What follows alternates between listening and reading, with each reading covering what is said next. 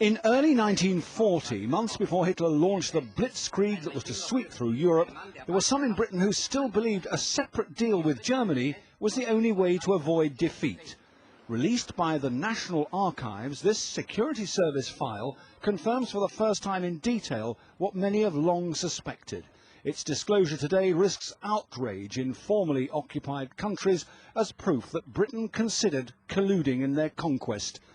The file shows the Foreign Office allowed an amateur agent to try and negotiate a secret peace treaty.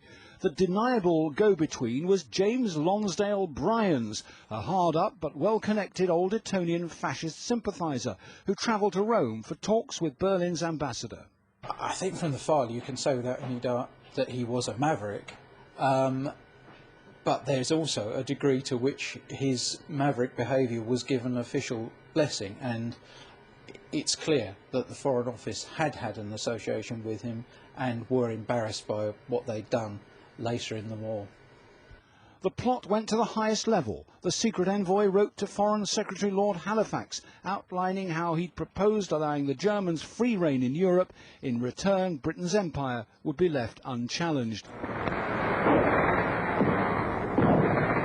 But any prospect of a Berlin-London pact was blown away when the Germans attacked France. Winston Churchill took over as Prime Minister, pledging total war, and the appeasers were out. Lonsdale-Bryans, the file reveals, was spared jail only to save official embarrassment. A good deal to be said for locking him up, reads the report, before cautioning, if this is done, it will inevitably involve his bringing up the question of his contacts with the Foreign Office. But the secret, now brought out from the vaults, could not stay hidden forever.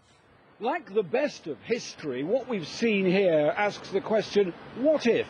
Had Britain's strange emissary been accepted, had Hitler done a deal, then our country's story would have been less heroic. Our National Archive, a very different place indeed. Jeff Mead, Sky News, Kew, South West London.